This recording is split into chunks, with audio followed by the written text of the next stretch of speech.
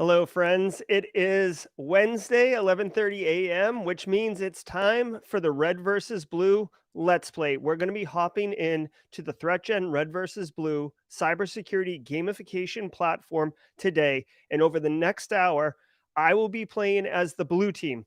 Now, as a CISO in real life, right? In real life, I'm responsible for building cybersecurity programs that are both appropriate for the business size, the business vertical, the resources available, and for maturing those programs to a level that is reasonable for that particular business. Right? It's always a balance. It's always risk based, right? You're not just shooting for the moon every single time.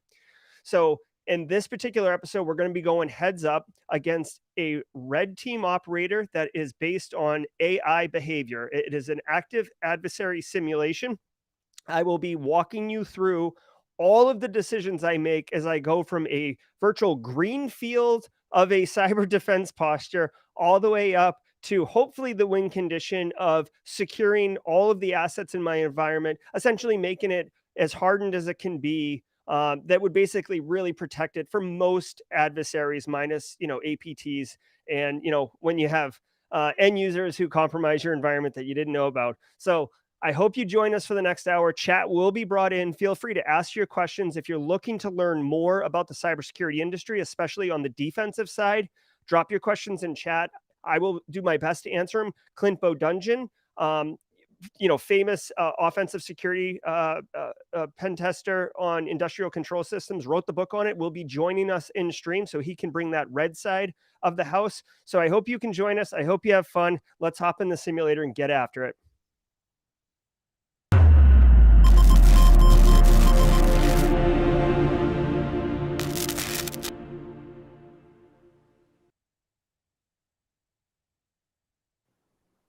All right, Clint. I just want to give you an opportunity to say hi to chat before I take the full screen and we get busy. Hi, chat. Excellent. Thank you so much, Clint. All right, let's get into it. All right, guys. So I am a NIST cybersecurity framework advocate where I can, right? Sometimes it's not always appropriate, but my mindset, my methodology today will be with the NIST CSF. I'm going to do single player, play as the blue team. Let's go ahead and keep it a manufacturing plant today. You can see as we jump into the simulator, it does, if it's your first time playing in the simulator, it does give you a bit of a explanation on what we're doing here and what the win conditions are.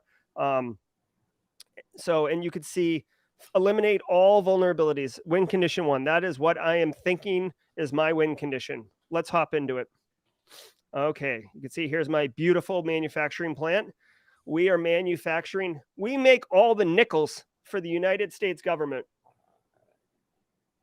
That is what we are manufacturing here. There's a shortage, though, currently. There is a shortage. That's why we got the contract, Clint. We're pumping out nickels up in here.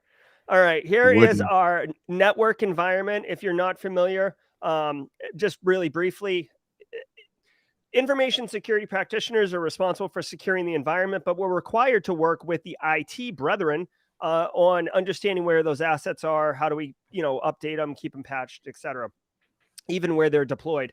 You can see on the left here, we've got our kind of our, IT infrastructure, our AD server. As we begin to add firewalls and stuff like that, it'll show up here. Here's our user land, if you will, bunch of Carls up in here. And then our engineering workstation. This is our manufacturing side of the house. This is kind of the control areas, very sensitive assets up in here. And then down here are the actual systems that are controlling the cyber physical systems that are, making our nickels, right? So let's jump in, look at our kind of scaffolded taxonomy on what we can do, right? We can't obviously do advanced level stuff until we've put in the basic foundational stuff. I've got $50,000 budget from my CFO as the chief information security officer, 50 grand. In reality, that is what I would call a shoestring budget, depending on what size of the organization we're at. 50 grand doesn't go very far. But it's important to remember that this is not relevant to real world dollars. This is this is threat dollars. So 50,000 equates to how expensive things are in this microcosm of the ThreatGEN game world.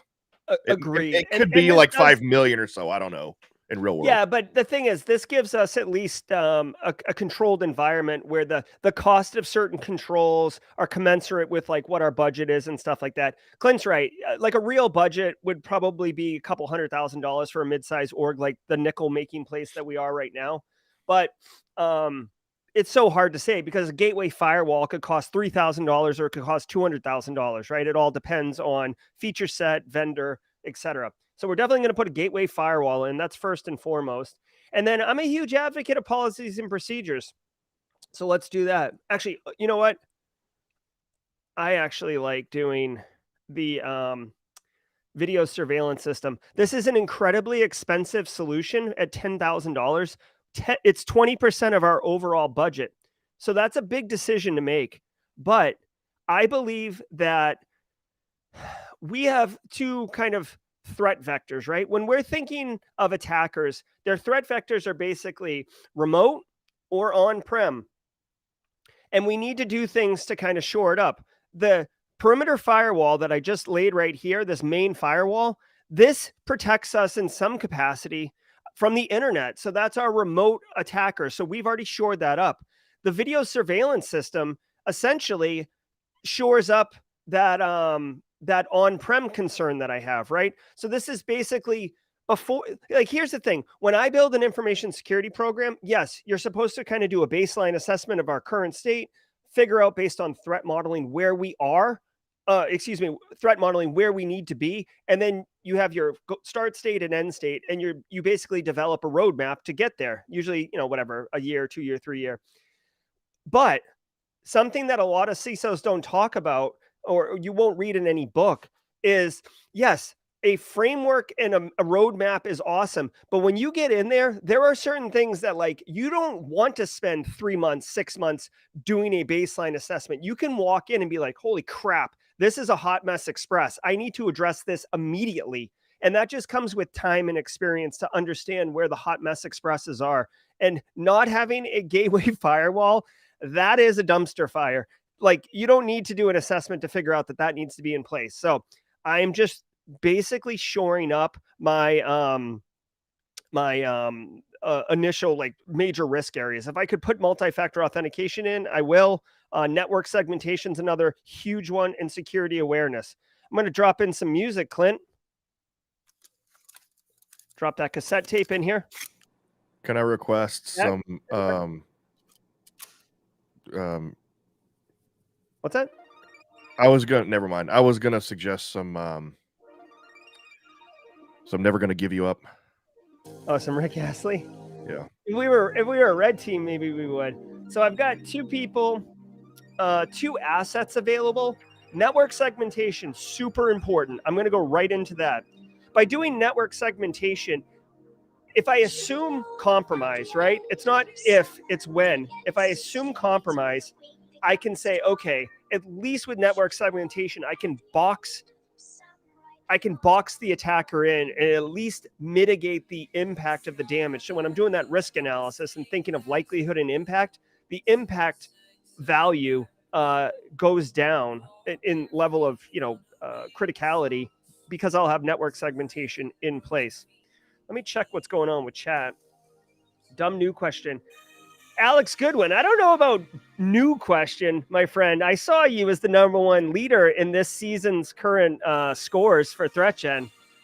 But hopefully you can hear some footsteps, Alex. I'm in second place and I'm coming for you, man. Hey, what's up, Eric Taylor? I see you in chat. Okay, let's see. What is threat modeling? Figuring out what types of threat actors would be interesting. Oh, I see, Clint, you've already addressed this. Yeah. Yeah, so it's basically how likely is a particular threat to attack you based on their known TTPs, that sort of thing. Yeah, exactly. And the reason you would do it, Alex, the reason that anyone should do threat modeling is because, we have 25 Gs right now and a couple analysts. Like, I need to make informed decisions. Like, where am I investing my security? Because you really need to invest in high value, high risk reduction kind of low hanging fruit things that apply to your organization, right? So if you've got like, I don't know, like real transient high volume transaction stuff, you're obviously going to want to look there before you're looking at, like, maybe physical security or something like that, right? Like, that's kind of a loose example, but my point is you have to make risk-based decisions because you don't have infinite dollars in order to choose where to go. So you basically are trying to find the things that have the highest likelihood and the highest impact, so therefore your highest risk items, and then focus on reducing those risks. That's the value of threat modeling. Okay, so my assets are all tied up right now, or my junior analysts are all tied up. So I'm not too worried about them. So we have a couple minutes. I want to say what's up to Michelle and Kimberly, whoever's operating Cybersecurity Central. That's great. Raymond, good to see you. Hey, Poner Joe, love it, love it. Ryan, good to see you. I missed the threat briefing this morning, so I didn't get to see everybody yet. Not only IT up in here. Clint, you mentioned a Kickstarter previously. Any update on when that will start? Oh yeah, I entered that in chat, but yeah, I'll give more of an update next week. But we are shooting for an early July launch. But next week, I plan to release what the different rewards for each level is going to be. Cool. Yeah, definitely look forward to that. Maybe we can tease that on the heads up live stream that we're doing next week, where I'll be taking on Eric Taylor live. All right. Also, may I just ask, Bob, I'll answer your question in a second. Roger Swanson representing the Low Country. Good to see you, Roger. And Bob, I'll answer this question in a second. I just wanted to ask, how's the audio? Can you guys hear the music all right? I like this music, and I want it to not be like clipping in and out. I'd like it to just be present.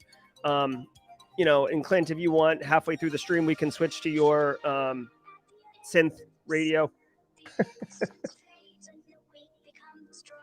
Oh, Dev Meister feels like this is hold music. I tell you what, I would switch dentists if the dentist was playing this. I'd go to that dentist. All right, we got our video surveillance installed. You can see from our action log, we're still working on network segmentation, which is a major effort. I have done network segmentation rollouts. It's a big pain in the A. So we've got one resource to commit still. Let's look at what we're doing. We need to start finding where our vulnerabilities are. We need to start deploying EDR. Let's see, how do we get to EDR? Install a SIM. Okay. So here's kind of the first time that I'm actually strategically thinking like a CISO, okay? So asset inventory gets me access to be able to start doing vulnerability mapping and closing out vulns, which is going to be my desired win condition. So I'm motivated to do that. Now, a CISO isn't going for a win condition. A CISO is just going for security posture, resiliency. But by installing the SIM, I get EDR, which means I can find compromises in my environment, which is very valuable. I think I'm going to do... what am I going to do, Clint? I think I'm going to do... I'm going to do asset inventory, okay? My logic here is that I can harden my environment faster than a threat actor is going to be able to compromise my environment. So therefore, like, I'm closing the doors before they try the door handle, right? Or I'm locking the doors.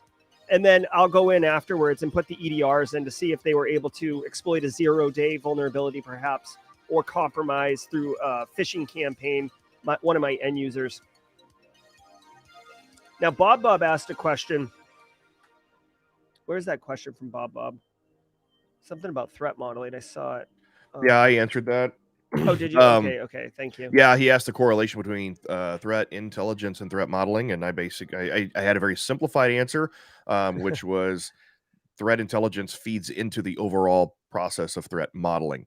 Threat intelligence is the data. Threat modeling is the process. Well put, Clint. And I see Eric Taylor in our audience here.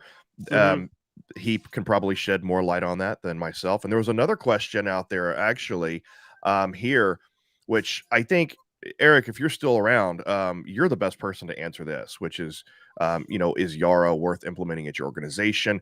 And I would say it depends on a lot of factors, but Eric, if you can answer that in chat, that might be a better, unless you have an answer for that, Jerry.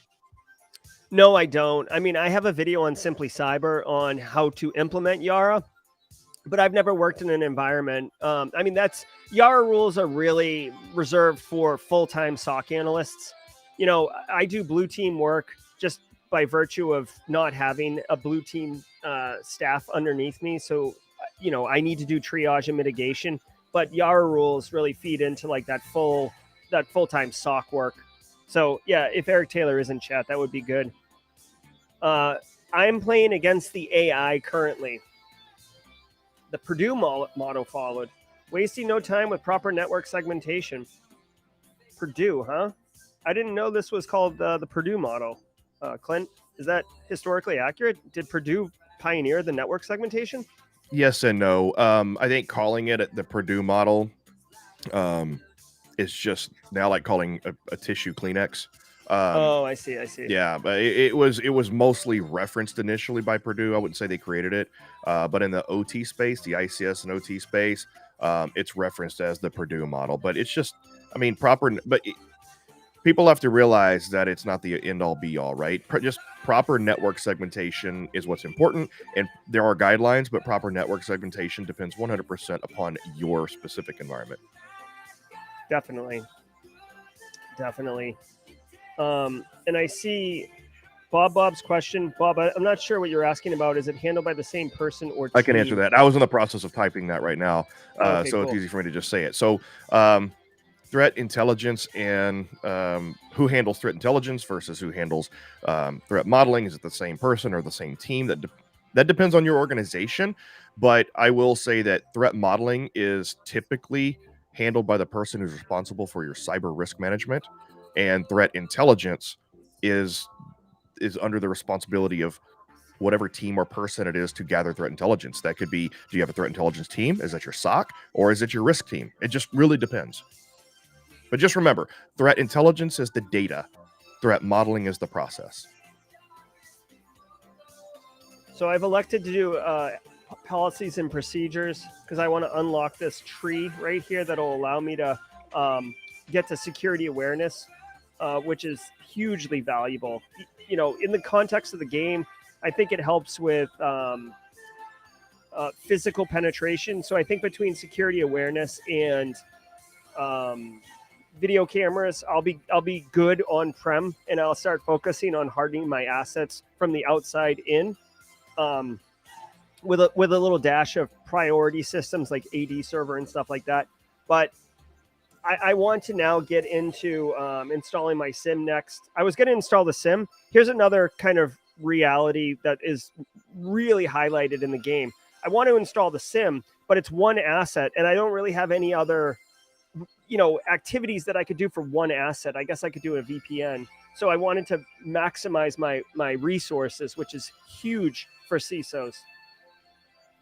Yeah, the SIM, just like real life, essentially is pretty useless without anything reporting to it. Exactly. Which, by the way, the same can be said for vulnerability management, vulnerability scanners. So here's the first real life lesson that you can take away from this stream.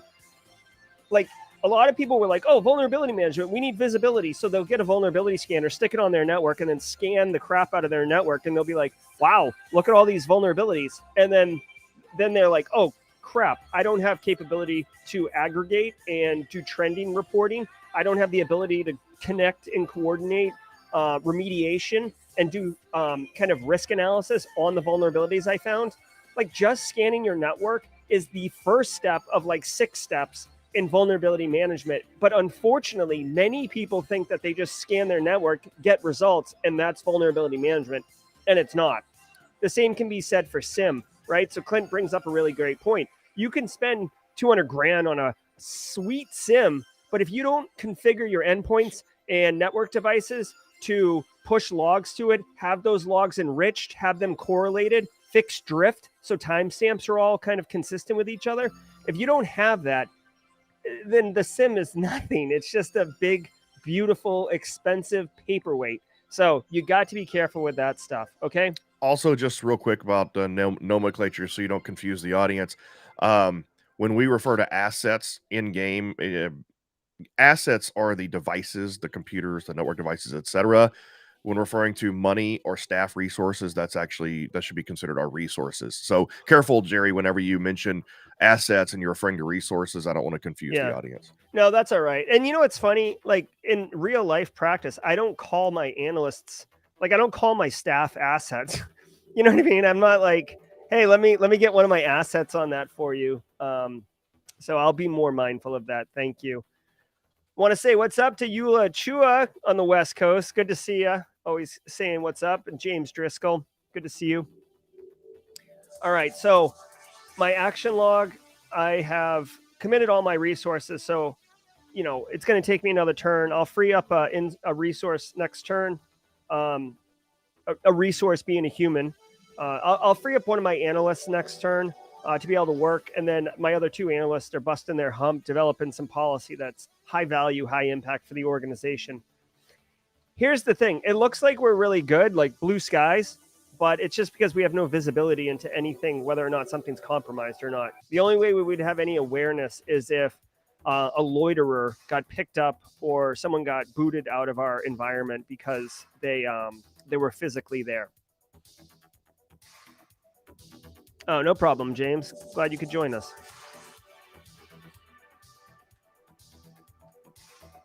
All right. We've completed our asset inventory. You can't protect what you don't know you have. Exactly. That's why Shadow IT being assets and computers and switches and stuff that people bring in, Carl brings in and puts on our network in order to like help themselves. If I don't know about that, you know, a lot of times I will say in manufacturing, you'll see that like this is the loading dock here. You'll see some engineer like install a webcam up here so they can watch the loading dock from their desk and not have to get up and walk down there. Makes sense, but the problem is that you know, whatever cam is not secured. I'm not aware of it, etc. All right, so I've got one analyst available to do some work for us. What are we going to do? Let's get down to the vulnerability management.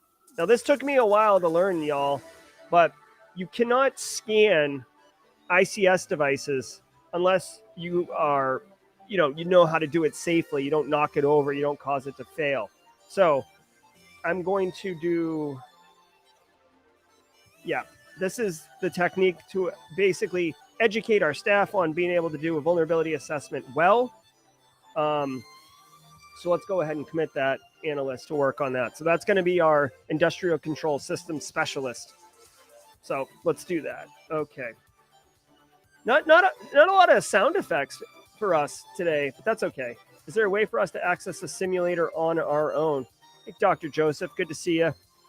Yep, you can go to ThreatGEN.com to get more information. In fact, Clint, I've got the URL in the little scroller says portal.threatgen.com. I've got to fix that.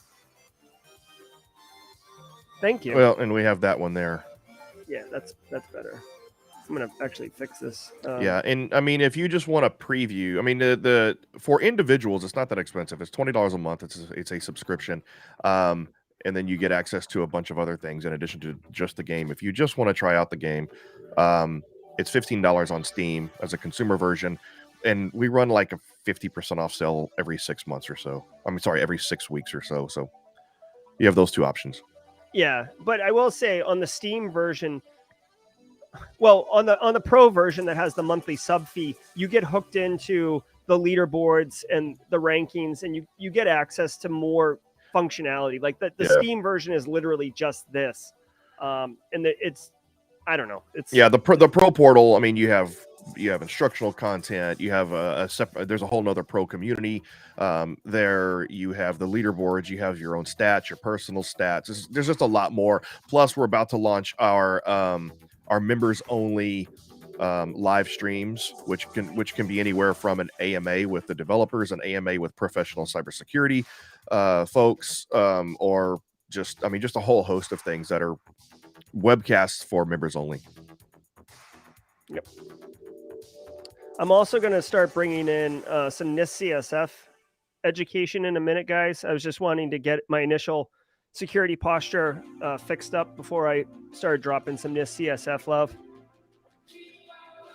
Hey, Eric Taylor, I don't know if you were here a minute ago or if you stepped away. Clint, I see Eric just messaged in chat. Can you, I don't know if he responded to that question about, remember it was around Yara rules? Yeah, he said he's here for the OSINTing. Well, if you're here for the OSINTing, there's also a message, basically somebody asking if they should use Yara in their organization. I don't know if you saw that. Yeah, but we would appreciate. Okay, he said he's back now. Yeah, it's basically somebody sort of asking the value of Yara, whether they should be using Yara in their organization. And I'll see if I can go find it real quick. But ultimately, I'll let you answer that. My answer was simply, it depends. Yeah. By the way, so Eric Taylor and I will be going heads up next Wednesday. So he's here studying my techniques. What's Even up, though Hunter Taylor? But you're not playing the blue team next week, though. Yes. I don't really think it helps him. Okay, let me do. Yes. I okay, could be a paid spy, though. We're going to execute a vulnerability assessment now, so we can start patching our vulns. There we go. What does security awareness training do? He said Yara is better than nothing. Well, can't. That's not untrue. I've heard a lot about SOC Prime with Sigma. I don't know if he recommends that, but all right. So security awareness training. I'm doing it. In real life, I cannot emphasize how important security awareness training is, y'all. Like, consistent messaging helps change end user behavior, improves cyber hygiene, and most importantly, it adds a face to the cybersecurity office. So when people when Carl accidentally clicks on something and gets scared, they don't feel intimidated or wanting to, say nothing. They feel like they've got a relationship already established with the cybersecurity office, information security office, so they can reach out to you and be like, hey, what's up? Let's do this. Hey, Eddie Del Castillo. Better late than never, my friend. All right. So I went with security awareness. Got some coins there. We're going to do it. I'm going to bring up NIST CSF in a minute. Let me just do this.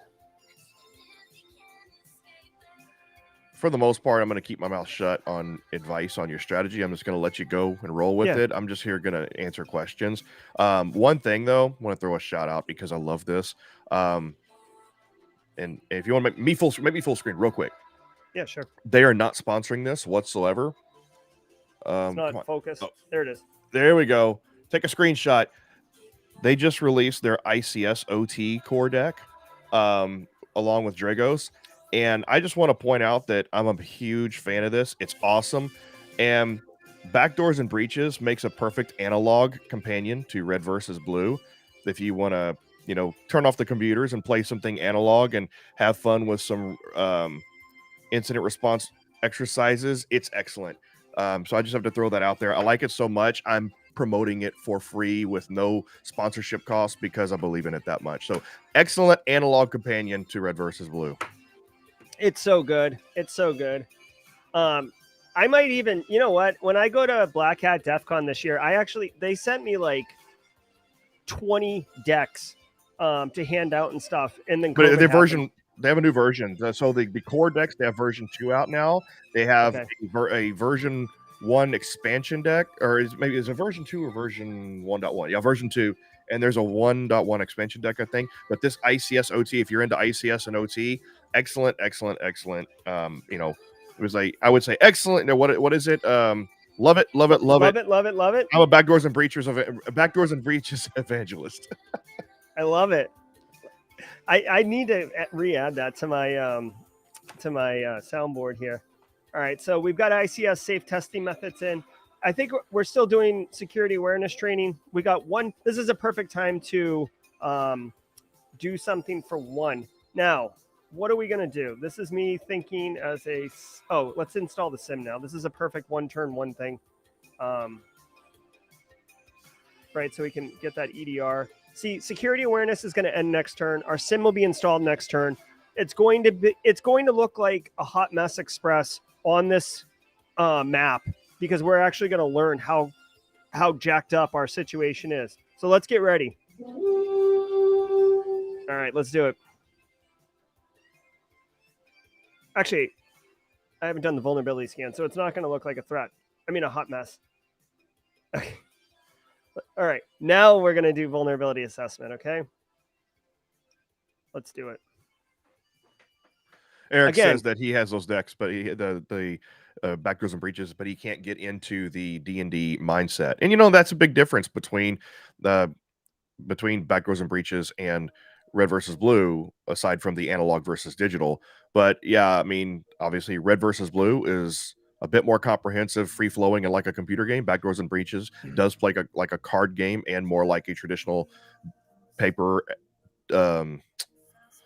D&D, Dungeons and Dragons game. But I would say that if all you have available to you is the traditional tabletop exercises where they would traditionally use PowerPoint and Excel spreadsheets, backdoors and breaches does help you facilitate that style of paper-based tabletop exercise. But you do have to have a facilitator, and you do have to have somebody that really kind of knows what they're doing in terms of running an IR tabletop, but also somebody who understands the game. So anyway, just saying that. Yeah, you do need an incident master, which is the dungeon master equivalent, and typically someone who's like gone through an incident or two before, in order to kind of because it's really incumbent upon the incident master to make a elaborate explanation. So like when you are trying to like look at the sim, right? Like say you're going to play the sim card and you roll and you don't successfully win on the roll, the incident master has to come up with some plausible explanation on why looking at the sim didn't work. Like you roll and it fails, and you can be like, oh, it looks like that the endpoint agent wasn't installed correctly on that endpoint, so the telemetry wasn't being pushed to the sim. Try again. Okay, so guys, I've got vulnerability assessment coming, and I've got it's going to take 3 turns, which is a million years, and I've got one analyst available. You can see my threat intelligence score has gone up to 1%, so chances are the threat actor is definitely doing something in my environment. So I'm going to go ahead and install endpoint detection on my engineer workstation. This is an example where I want to start getting visibility into potentially compromised devices, and I've chosen in my mind the priority and criticality of the devices is the order in which I'm going to execute. So really, this engineering workstation and this control PC right here are my top priorities. Then AD typically would be important, but I'm actually going to focus on the firewalls in order to because it's segmented, the threat actor is going to have to move laterally through the firewalls, which is the whole reason you do network segmentation. So that's my priority on those. Oh, I do love Magic the Gathering. A million years ago. I was into Magic before they started doing the block series. Like I was like version 3, version 4. Old school.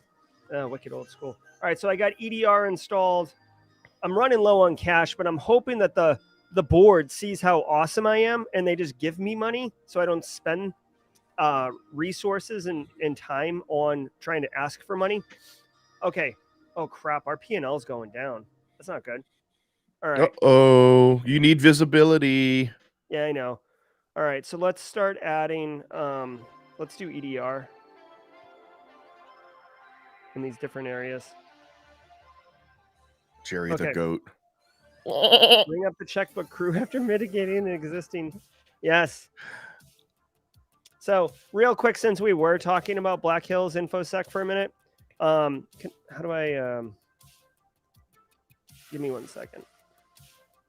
I just want to point this out. They just released their 2nd edition of their Rekka comics, and it comes with the actual comic. It comes with a couple exclusive backdoors and breaches cards of staff and then there's also a comic with the Bears, the red team and blue team. And I read this with my 7-year-old, and they loved it. So that's what Kerry was talking about in chat. I was wondering what the heck he was talking about, the Bears. Yeah, it's definitely awesome. Okay, so let me get back to the gameplay here.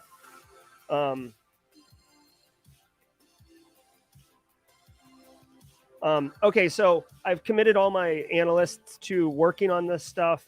My P&L is going down, which means that I've got compromises going on, maybe data exfil. I don't like it. It's giving me some tummy trouble. So let's hope for the best, okay? Still want to talk about NIST CSF, but all right. P&L is kind of holding steady. I've got one resource, my vulnerabilities. All right.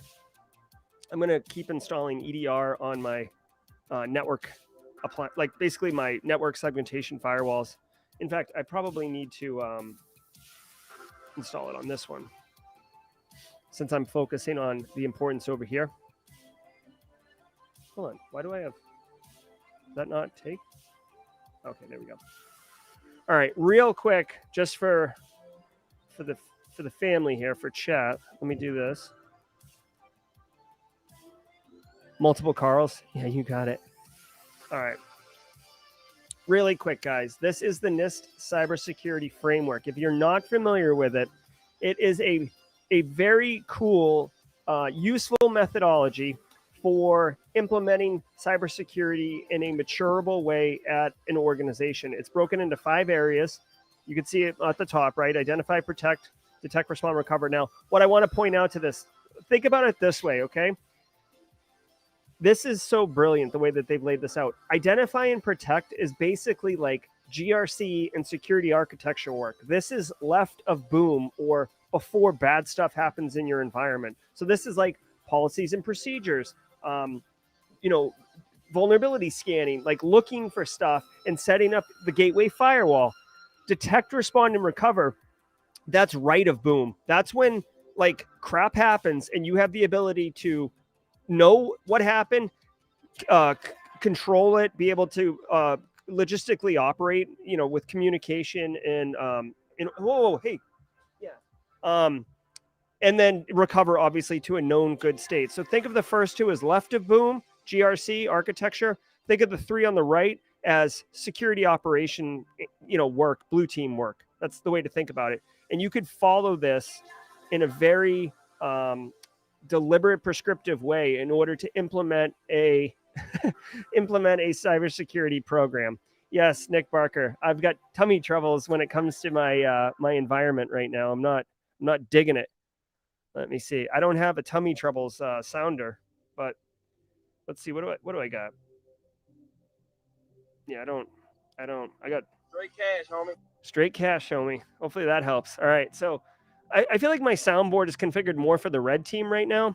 Bob had asked earlier in chat, or someone, Blagoj, do you guys find more enjoyment doing red or blue tasks?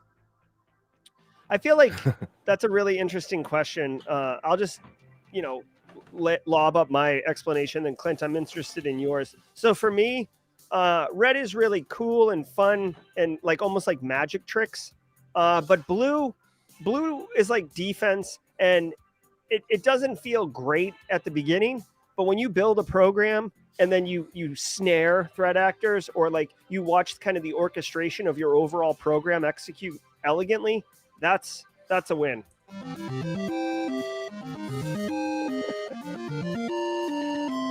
What about you, Clint? You like operating red or blue? So I've done both extensively throughout my career, but initially, I was originally a hacker from the 90s and technically from the 80s, but I started my career off as a hacker, and I gravitate towards extreme puzzle solving. That's why CTFs are so great for the hard skills and red teaming. But I mean, blue team obviously has its technical side too, command line and writing scripts and automation and PowerShells and also with configuring, IOC rules and stuff like that. In a SOC and blue teaming has its own level of playing chess. So they're equal in terms of the level of technicality you can get into and the level of chess and cat and mouse chasing that you do. It just really depends on, do you want to be, and even blue team even has threat hunting, right? So it just depends, do you do you like to break stuff or fix stuff? That's what it comes down to. Do you like to catch bad guys, or do you like to play the part of the bad guy? And also red team has more immediate gratification because you succeed if you pop a box, whereas blue team, you only know if you succeed if you catch somebody. Otherwise, you don't know if you're succeeding or not when there's silence on the wire. So that's my explanation. No, it's really well put. All right, I got to install NIDs here. NIDs are 2,000 a piece. I need to install 4 of them. That's not good. So normally I would install it here, but I do have EDR on my engineering workstation and down here. So I'm actually going to install it in the DMZ, hoping that, basically, if you think about network segmentation, there's the internet, then there's the DMZ, then there's your internal in a basic network segmentation. So for putting NIDs in the IDS, it kind of shows me, it's like that first kind of canary in the coal mine to tell me that there's a hot mess going on up in there.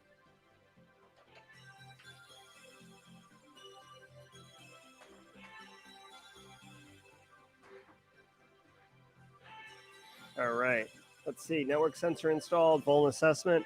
This is good. There's our device. Let's continue deploying these things. Now, again, I said I wanted to remediate all vulnerabilities as my win condition, but because I've got some compromise in my environment, like it becomes paramount for me to find the problem and not, just ignore it. Okay, so again, I'm going to put it over here. Well, okay. I'm going to play this like I would a CISO in real life. This IT infrastructure is much more important than the end user land, right? Chances of compromise are pretty good over here, but these users should, if it's my environment, they're going to have low privileged access. But over here is where like domain admins log in and stuff like that. So I'm going to put it there. I'm going to do another one.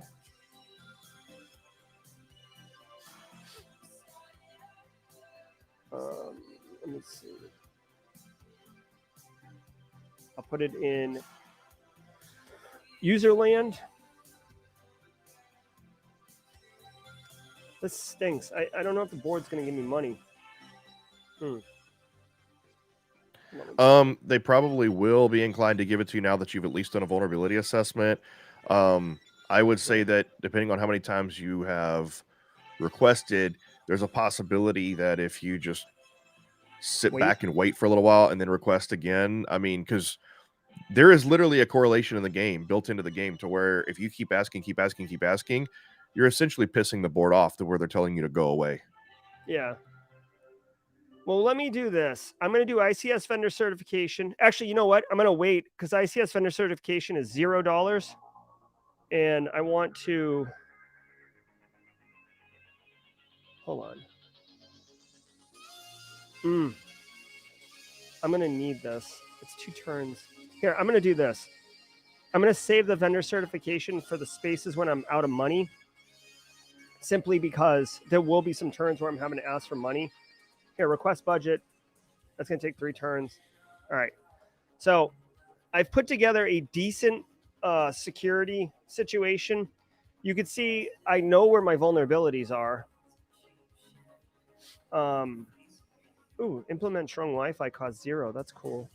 Harden RDP is $0. This is good. So we're actually going to be able to do quite a few things for $0, which, by the way, is another reality, right? A lot of times people buy tech and then they don't configure it properly. There's a ton of built-in security functionality in, Aruba devices and Cisco routers and switches, like ACLs and ARP snooping and DHCP allocation and MAC address filtering and all this other crap. And it's hard to configure it. So some people don't do it. They're just like, oh, packets are up, packets are flowing. This is the difference between IT and InfoSec again. All right. So we're still requesting budget. We got $1,500. Let's see. How are we going to harden our environment? Let's put EDR on this guy. Well, hold on. Let me look over here. Let's put EDR on here and EDR on here. Okay. Let me know if there's any questions about NIST CSF. I can pull that up again, but I'm going to start moving a little quicker here.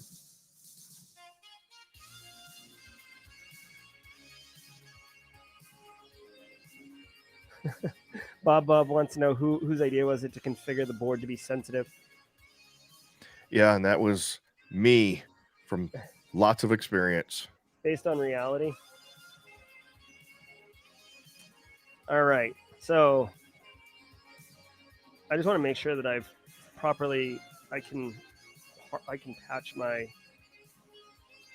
oh, I see. Okay. So I want to start patching stuff, which, oh my gosh. No, that's not what I want. I want to do vendor certification, which allows me to apply patches to ICS equipment, which is huge. So let's do one more endpoint detection and response. I feel like I've got it on all of my devices. Yeah, this is good. So I'm going to put it on my end user workstation. I feel like this is a tough one. This is where like you have a lot of options and not a lot of money. All right, I'm going to put it on the basically the wireless concentrator. Although, hold on. I'm going to install it on the terminal server, which should be accessible from the internet, right? That's kind of the VPN concentrator where the normal end users kind of terminate and make a connection into your environment. P&L is still going down. This is not good, people. I don't like that. Budget acquired. All right, good. I've got major tummy troubles. All right, let's go ham on installing EDR and finding where this threat actor is. You can also do threat hunting if you have the ability. I think you have, but I think you have to do advanced security skills to do threat hunting, but you can do threat hunting as an alternative to replacing EDR. There's a balance issue, I think, and Greg has pointed it out that like if you have to go all the way through advanced skills training to get threat hunting, then it's easier just to place EDR on everything. No, hold on. So I can't do threat hunting for the environment. It's threat hunting for a single asset, right? Yeah. Yeah, I mean, I'd rather just install EDR and get value every turn from it. Yeah, I think we need to rebalance that a little bit, or at least have the ability to pay to have threat hunting done as an external, because like that threat hunting is an internal thing because it's coupled with all of your internal things like internal vuln assessment, internal pen test. We need to have an option. Greg, make a note of this. We need to have an option to have a paid threat intelligence service, or I'm sorry, threat hunting service, just like you can pay to have vulnerability assessments done in game. Yeah, I'm trying to find this compromise. I guess let's put it here. I'm only putting it on this guy. Here's one kind of reality between. No, actually, I guess this is in reality. Like this user right here is at a higher risk because they're basically out on the internet. They're at Starbucks. They're in hotels, right? So the chances of them getting popped are a lot more likely than these end users because like this can happen multiple ways. You could push a rubber ducky onto it. You could do evil maid attacks. This has to be more of like falling for a fish or something. What's up? Believe your heart. Good to see you. I do not think we have hardened RDP to shut down the highway in the OT kit. Gezumped. Yep. As far as logs go, oh, there we go. We finally found the asset. I don't see it. It must have been that remote end user, which again doesn't surprise me because they're at a higher risk of compromise. So let us continue to harden our assets. So if the end user was here, then they're either, and they were the compromised asset, right? It doesn't say what asset it was, but I'm assuming it was this guy. So they're either getting through the firewall into this main IT infrastructure, or they're up in this terminal server space. I'm going to believe it's the terminal server space. So let's continue EDRing.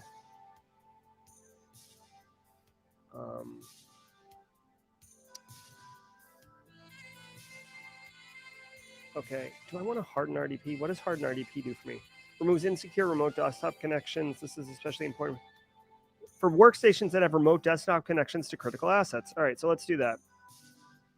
It's going to take 2 turns, which stinks, but you know, it is what it is.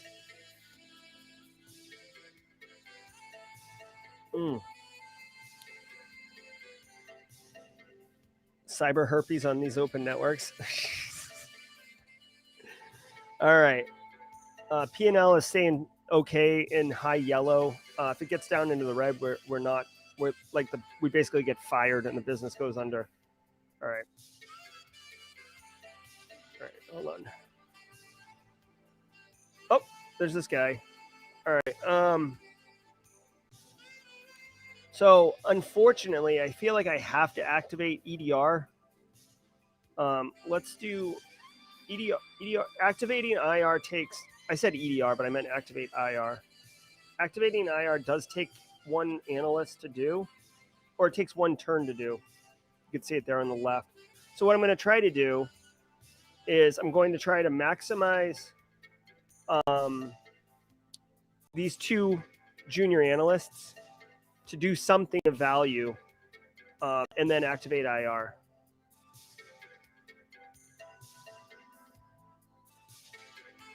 All right, so we've got EDR installed in our entire environment and on our firewall. So this area is pretty well protected. And let's do antivirus on this guy, thinking that might be the attack vector. Like, let's get the AV updated so the malware doesn't detonate, and then let's activate IR. Okay, we're going to clean that asset because I think that's part of the reason our P&L is going down. There's some data exfil going on. Carl!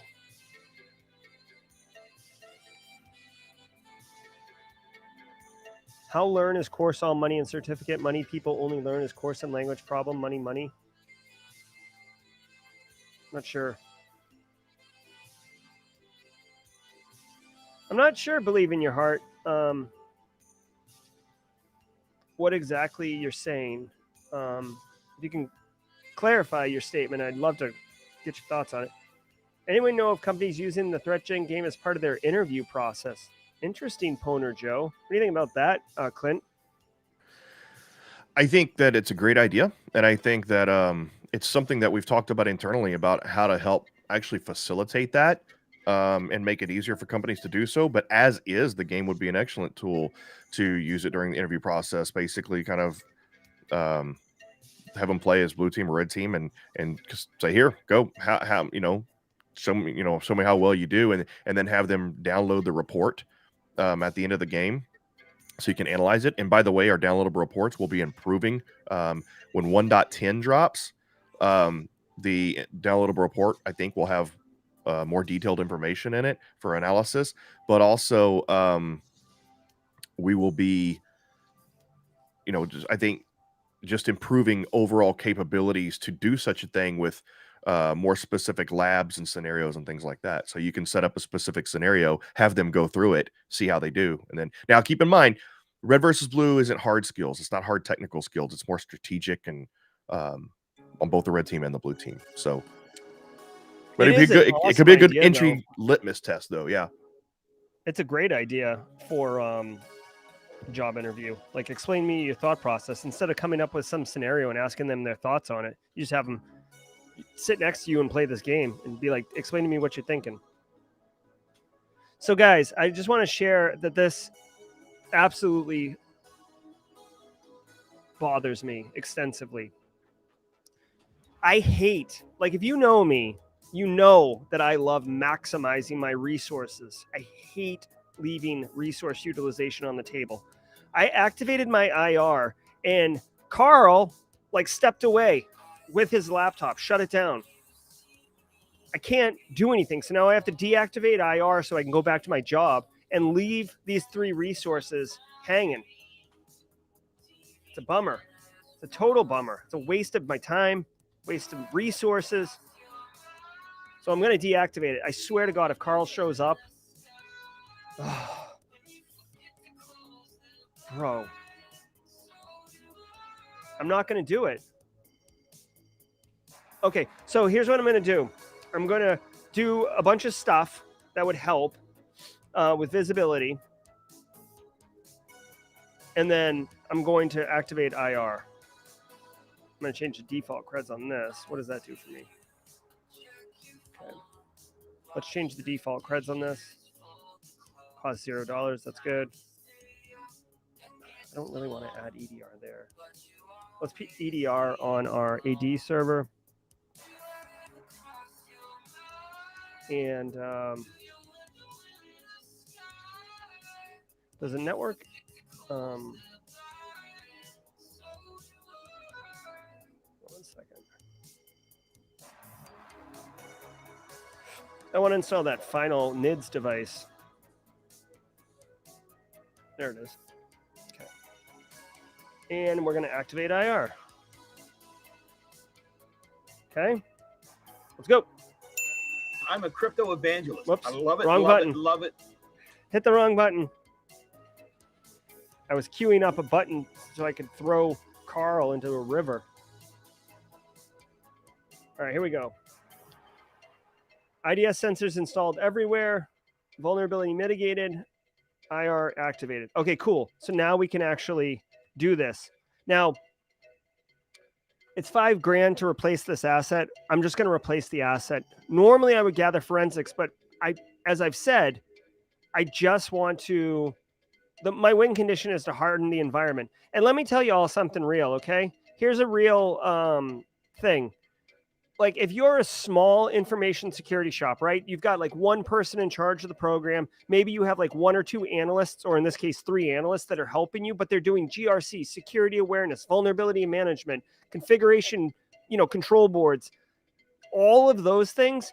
As much as it's really, really fun to gather forensics and do digital forensics type stuff and rip apart malware and reverse it and all that, that is a ton of fun.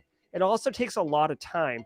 And the sad truth is, for me, really, I would clean the asset in real life. I'm going to replace it just because I don't want this thing to come up again.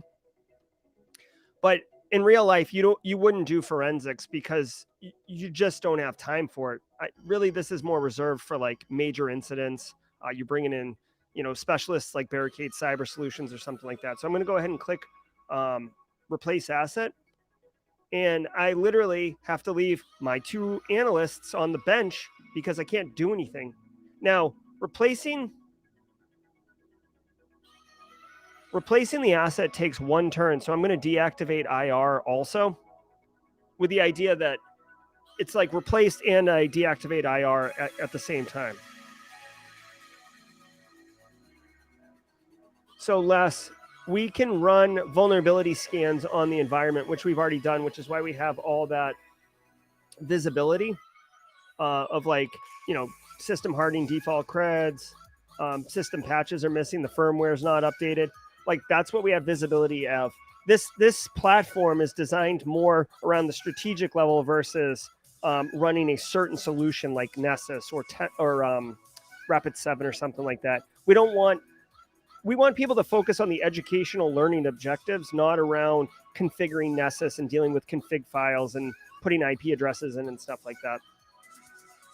Okay, so we've got a clean asset. Carl's machine is clean, so that's a win. By the way, just a shout out to the threat actors who are attacking me. Look at me. Sure. I'm the captain now. That's right. I've evicted you from my environment, sir or ma'am. Okay. So now let's continue on our road to purge this environment. So looking at my ICS stuff. Okay, so this doesn't have EDR. I'm not going to install EDR. All right, I'm going to patch this. I'm going to install AV.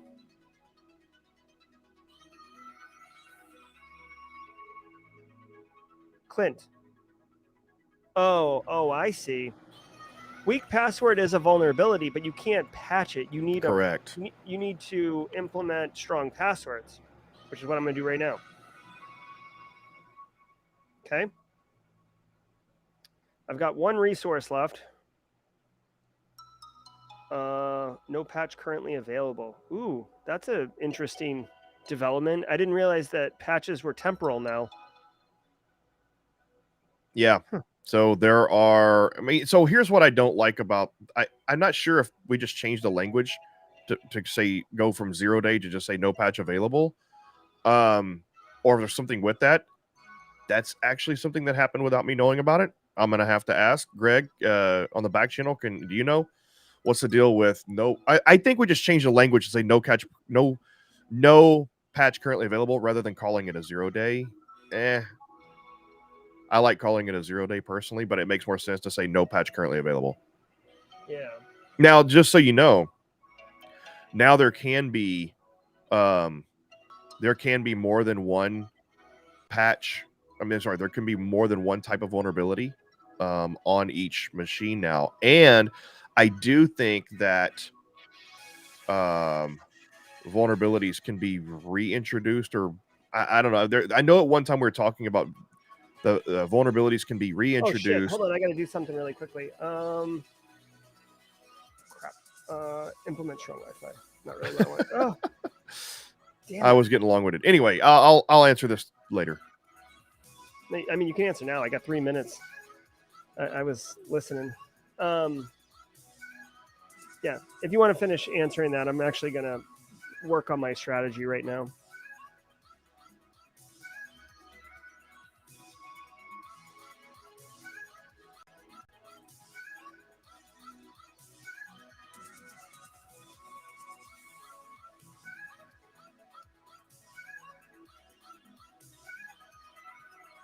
My goal here is to harden the network segments, again, with the idea that I'm compartmentalizing my my impact. Dude, we're only at turn 25. I feel like I've built a decent. Holy crap! I'm in the orange now. All right, so I definitely have a compromise somewhere in my environment. I'm assuming it's Carl. So let's end the turn. Guys, I'm telling you, I got like an upset stomach just based on all this. All right, so now we've got our firewalls a bit hard. Why is this? Okay, so I can't do anything about that. EDR is there. EDR, EDR. Where do I want to put EDR? I have visibility all up in here. Implement strong Wi-Fi. No. Change default creds. EDR on that. Guys, I want to find the threat actor. I have to imagine the exfil is going on over here. So, okay. Okay, I have an answer for you. I was unaware of this. So 0 day indicates that it is just not a publicly known vulnerability, and both the red team and the blue team can discover a 0 day. The no patch currently available means it is a publicly known vulnerability, but a patch has yet to be produced. Okay, but it's a temporal value, right? There will be a patch at some point. Yes. Okay, I mean that's actually a kind of cool idea. This P&L loss is giving me heartburn right now.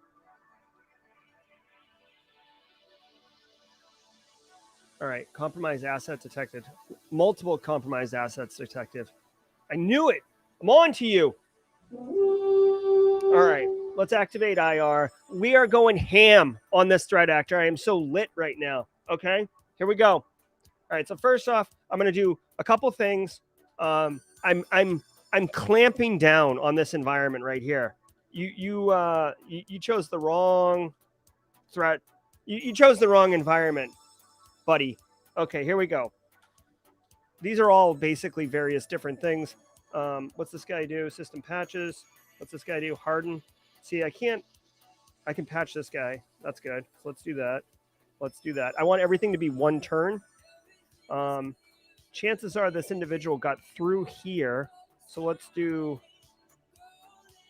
these things. Update firmware, default creds. Okay, and then activate IR. Let's go. Let's go. Let's go. Okay, intruder was arrested. Unauthorized person was caught trying to enter the facility. Good thing we had those cameras. Okay. Okay. So we got this person arrested. Firmware is updated. That's good. IR activated. Let's clean these assets. Okay. Now, why would we disconnect it from the network? This prevents unauthorized data excel and prevents adversaries from pivoting or remotely controlling assets. Now, here's the thing. Disconnecting these assets is fine, but it takes a turn. It doesn't help me, and I'm already in the orange on the P&L. The only reason I would disconnect it from the network is so I could then gather forensics at the same time, but that's not a thing for me. So what I'm going to do is I got to look at how much it costs to. Okay, I just got to say something. Mhm. This is some fun happenstance trivia. One of those compromised boxes, the host name that was automatically generated with an Easter egg insert that we have. So the last name, look at that. Is that A Bodungen? R. Oh, Bodungen. never mind. I was going to say, if it's A Bodungen, that is literally my wife. That would have been funny. All right, guys, I'm going to. Here's the thing. It costs $10,000 to replace these assets, which is huge. I'm going to replace the assets.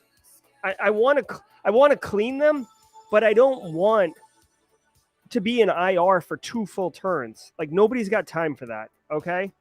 So I'm going to drop 10 grand, replace both assets, and deactivate IR because I can't really do anything else of value.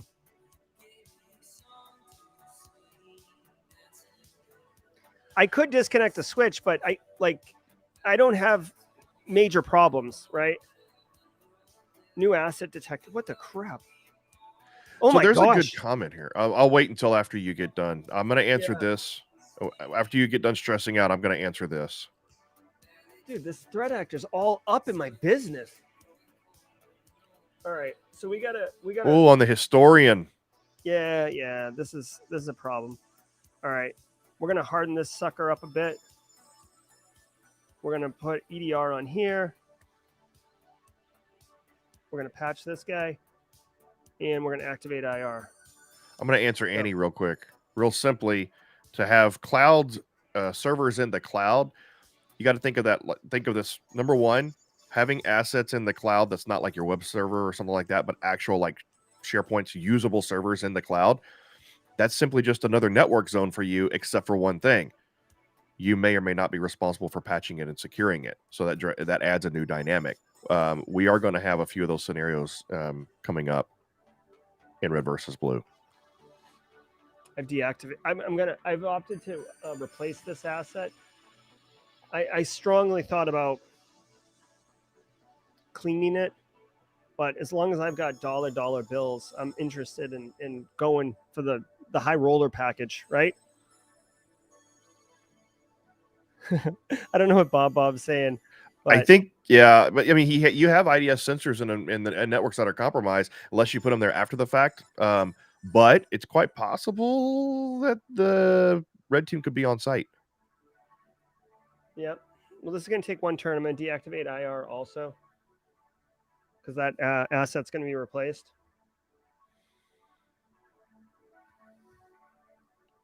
I did put a lot of stock in my security cameras. Okay. All right. So now our environment. Holy crap! Look at my P&L, man. Oh no! Oh no! How do I get my P&L up? This is probably I have never seen anybody lose a P&L victory against the computer before. I'm sure it's happened, but I've never seen it. Dude, I mean, like, I hope P&L can go back up, right? I mean, Yeah. It can go back up. You have to clean the device, though. You have to figure out where the compromise is and clean it. yeah. I've got EDR everywhere. Not everywhere, but I mean, like most places. Oh, hold on a second.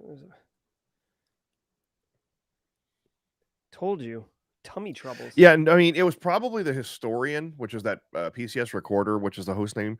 Now that you fixed that, your P&L should start going up. I'm imagining, unless you have another compromise somewhere else. I feel like it went down from last turn to this turn, so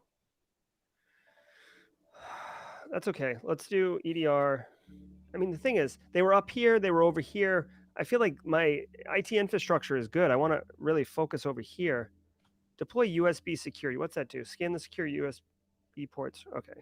I mean, that would mean they're on site, which is like outrageous. Let's do it.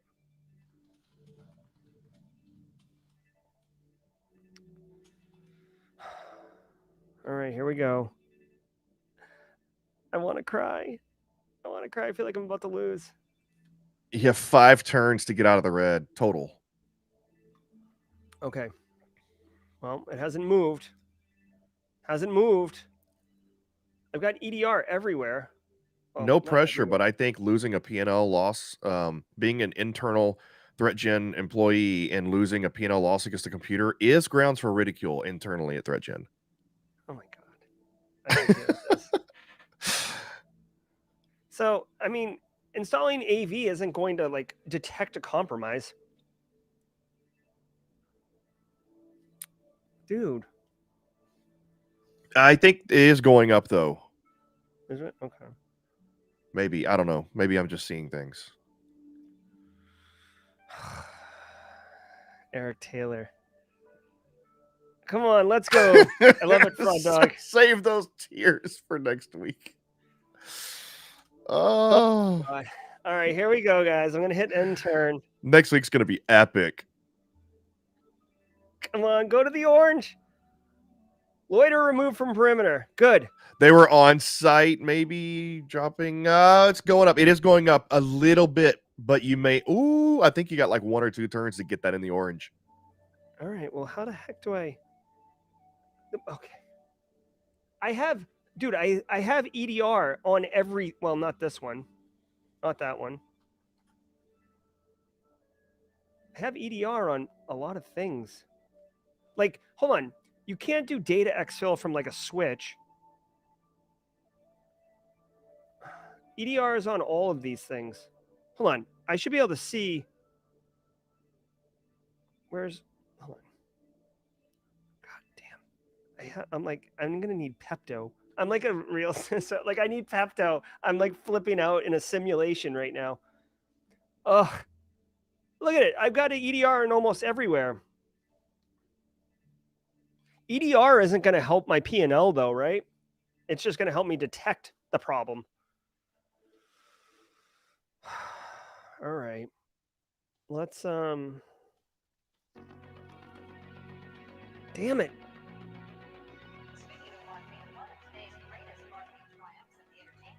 Come on, man. Why can't I do anything? Install AV. Install AV. See, they're on premise though. What can I do for my on-prem stuff? Like they've been on-prem twice now. Obviously, they've got a, strong interest in that. Implement strong Wi-Fi. Let's see.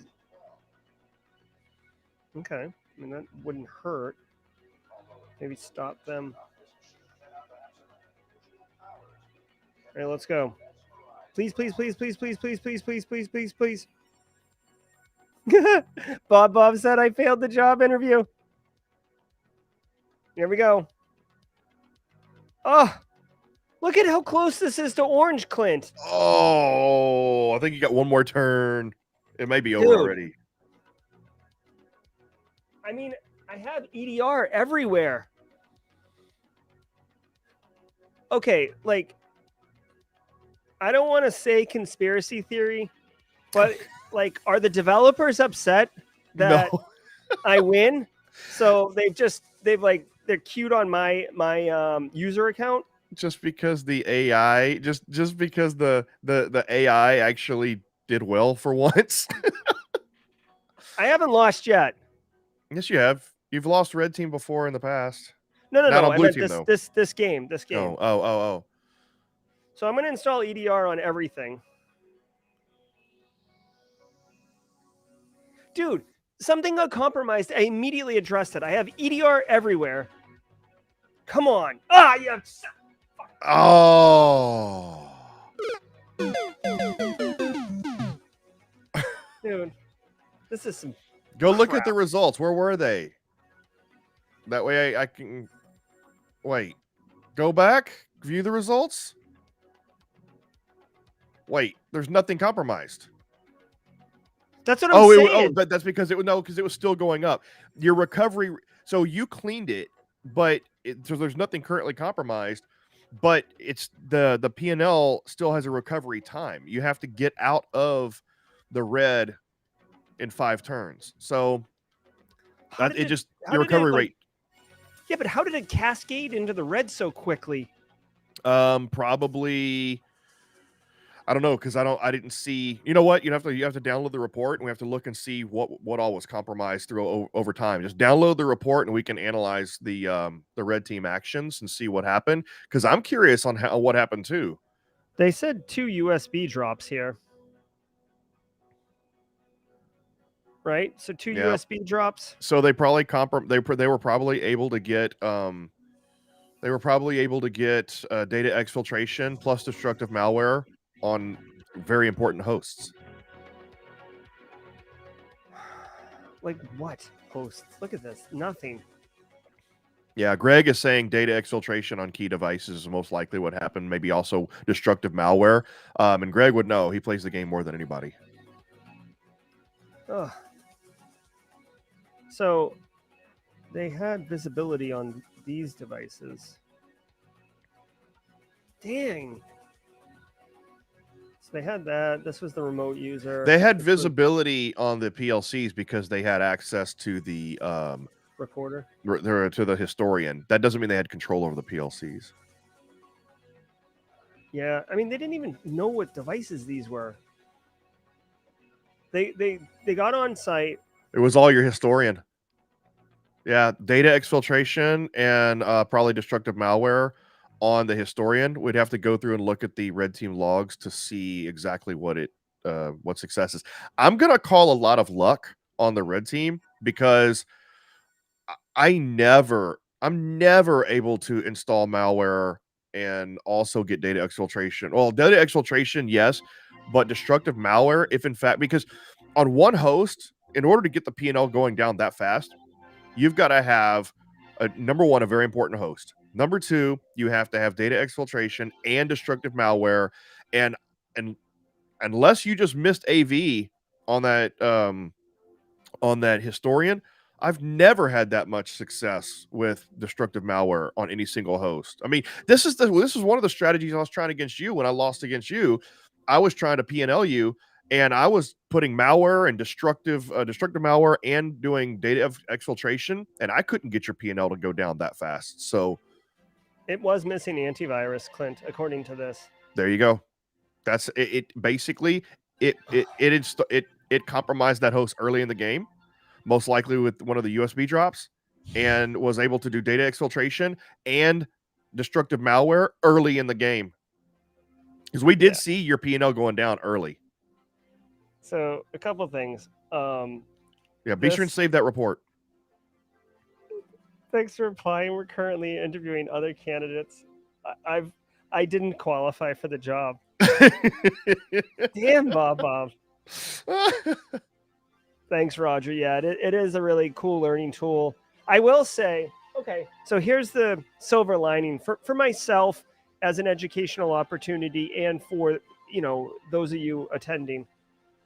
This highlights why you need to prioritize your assets based on criticality and sensitivity to your environment, right? This PCS recorder is way more valuable than this remote user's laptop.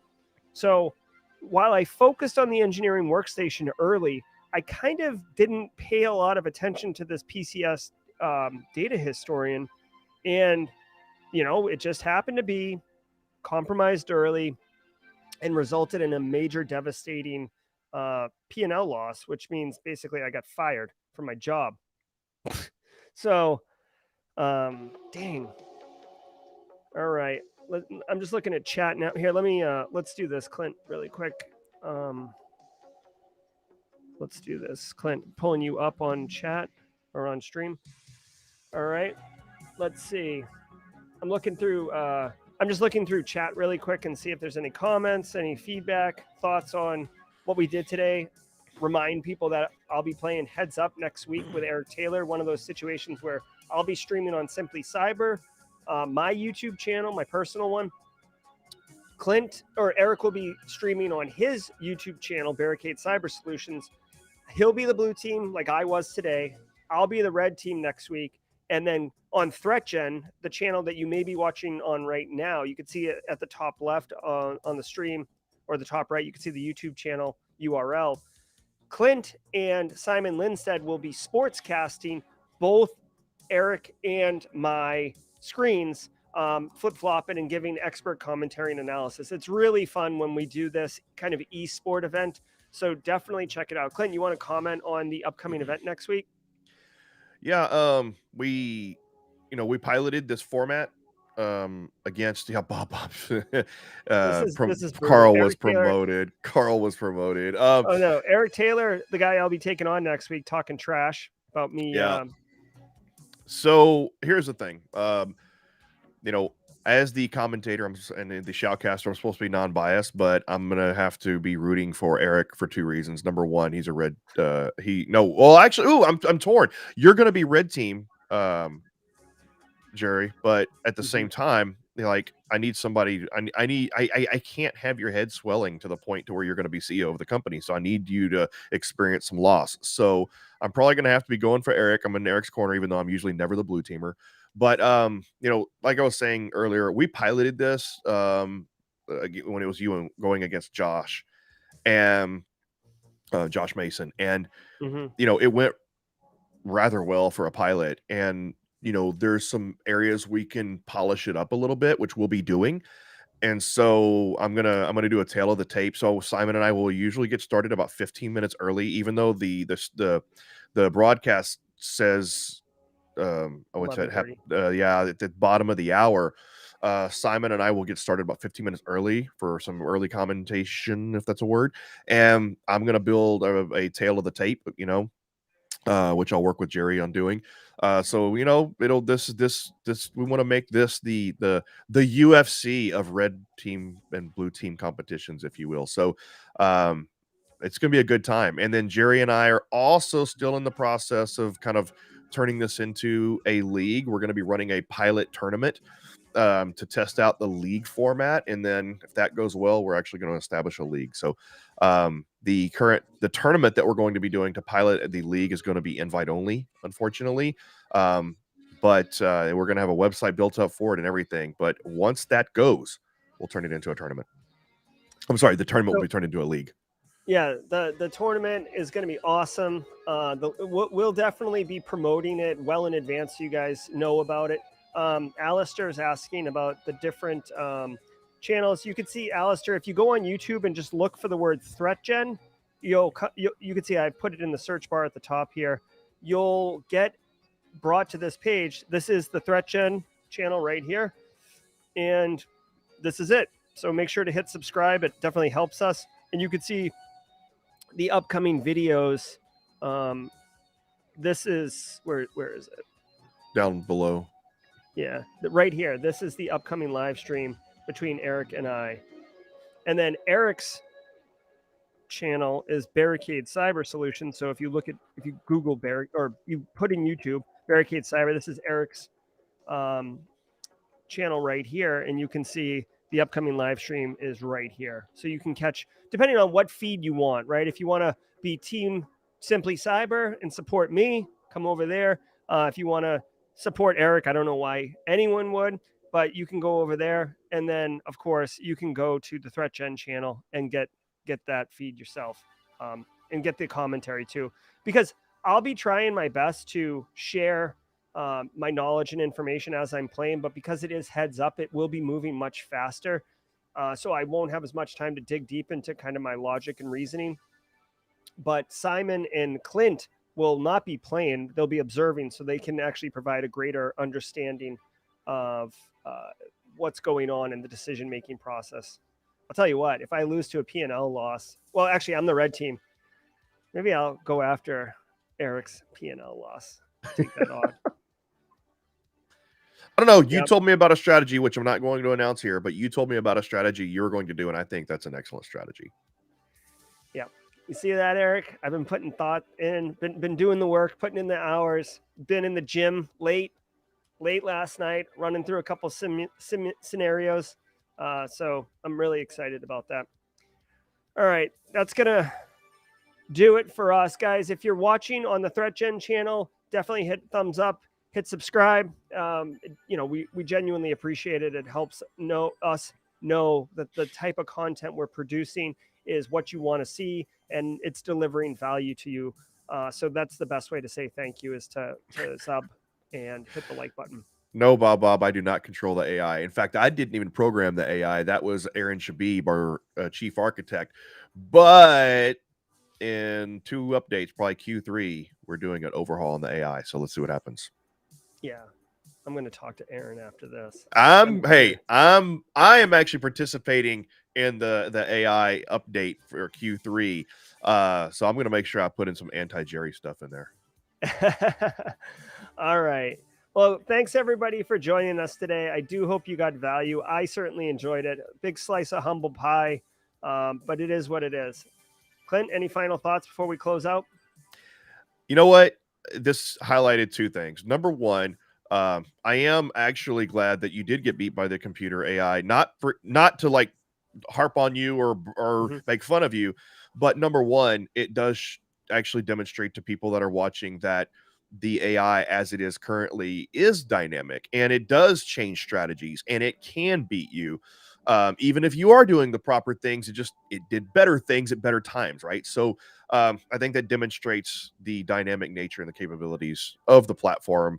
But also, number 2, it highlights what you mentioned earlier, Jerry, in that it's important to pay attention to your risk assessment as you're, determining what assets are higher priority and what order you should do things. So absolutely. Well put, Clint. All right. Thank you, everybody on chat, for being with us today. Stay tuned. Tomorrow morning, I'll be doing the threat briefing in the morning on the Simply Cyber channel. And on Wednesday next week, ThreatGEN will be broadcasting that heads up play between Eric and I. So I hope you can join us. And until next time, we'll see you.